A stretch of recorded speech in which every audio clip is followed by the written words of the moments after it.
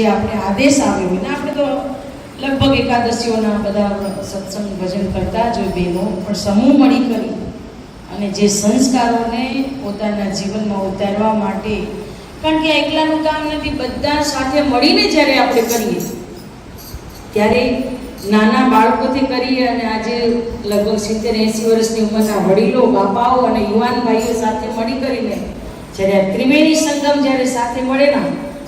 ત્યારે એમ કહેવાય ક્યાંય નાહવાની, ક્યાંય સ્નાન કરવા જવાની જરૂર નથી. અહીંયા આપણા લક્ષ્મીનારાયણ ભગવાનના સાનિધ્યની અંદર ત્રિવેણી સંગમ જો થઈ જતો હોય ને, જ્યાં સત્સંગ થતો હોય ત્યાં ક્યાંય જ્ઞાનમાં બીજે ગોતા દેવાની જરૂર નથી. આ જ આપણા માટે પ્રયાગરાજ છે, આ જ આપણું તીર્થ સ્થાન છે કે જે લક્ષ્ય આપણું શું છે કે લક્ષ્મી અને નારાયણ, નારાયણને પ્રાપ્ત કરવા છે. લક્ષ્મીને જો નારાયણને પ્રાપ્ત કરશો તો લક્ષ્મી સેજે આવશે. એકલા લક્ષ્મીની પાછળ જો દોડશું તો નારાયણ આવે કે ન આવે એનું કાંઈ નક્કી નહીં.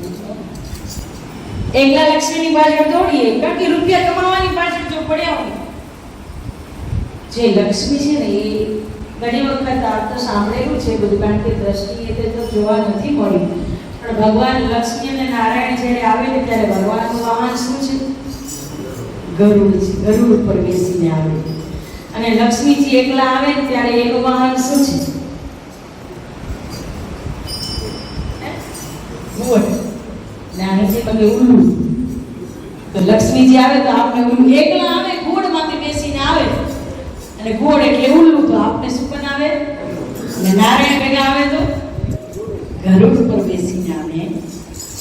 કે જે ભગવાનનું વાહન છે ગરુડ છે.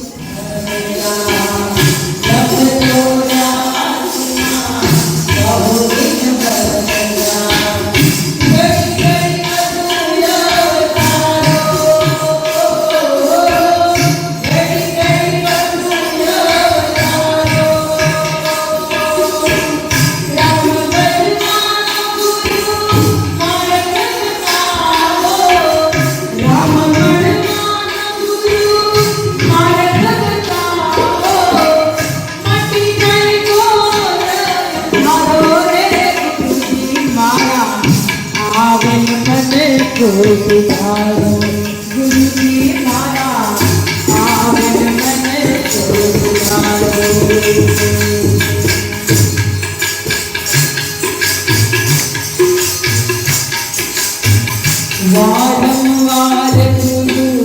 અરજી સાંભળો, વારંવાર ગુરુ અરજી સાંભળો.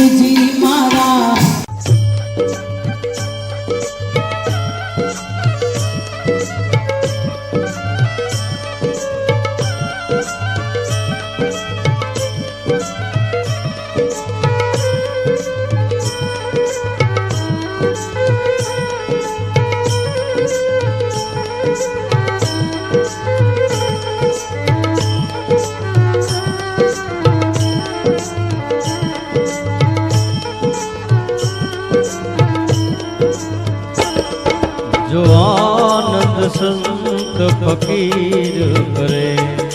जो आनंद संत फकीर करे, वो आनंद नाही अमीरी में, जो आनंद संत फकीर करे. તો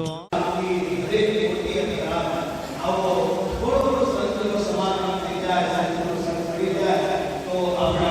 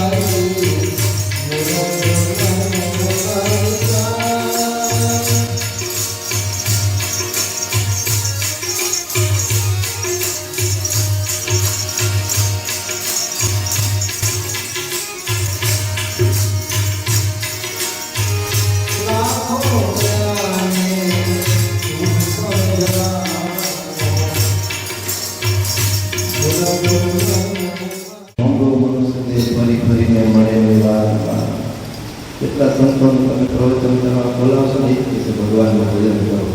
કારણ કે મનુષ્ય જન્મની સાર્થકતા જ ભગવાનના ભજનમાં છે.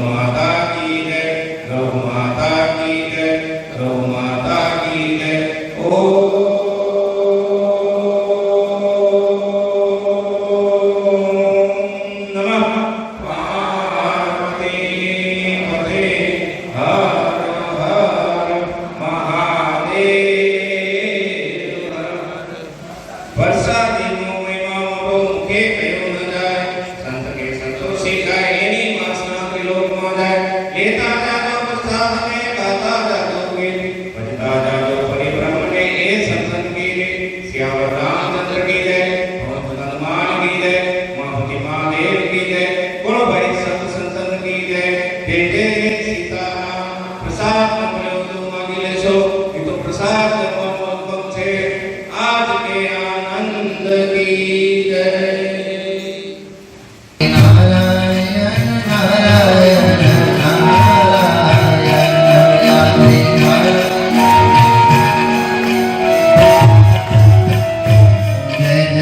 રાધે રાધે ગોવિંદ ગોવિંદ રાધે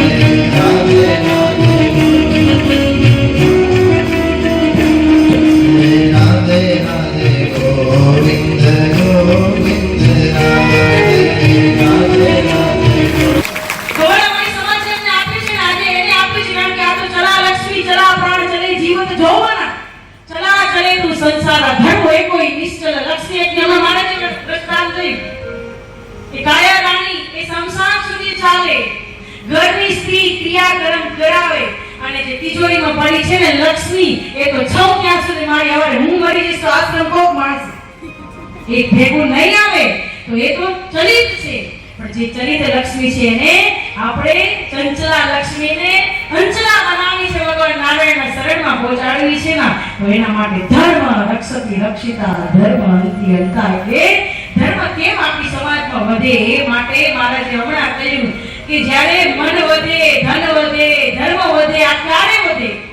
જ્યારે કઈ દાતારી કરવાનું મન થાય ને ત્યારે વધે એમને મથું નથી હો આ દાતારો જ્યારે તૈયાર થતા હોય ભોજન કરાવતા હોય અને એનું ભોજન ખાલી આપણે ખાવું એવું નથી હો આપણે બધા શું દાતા એને શું વાંધો હોય દાતા ખાલી નહીં આપણે દાતા નહીં બની હું તો એમ કહું કે એક એવી પેટી રાખવી તો કે આટલી બધી સમાજ ભેગી થઈ 100 રૂપિયા જો નાખે તો ક્યાં જાય ભંડારો અને હંમેશા એક એકલાનું દાન ન થવું જોઈએ આખું ભંડારો 51,000 કે 1 લાખ આપણે કઈ આપી શકીએ કદાચ 500 રૂપિયા કે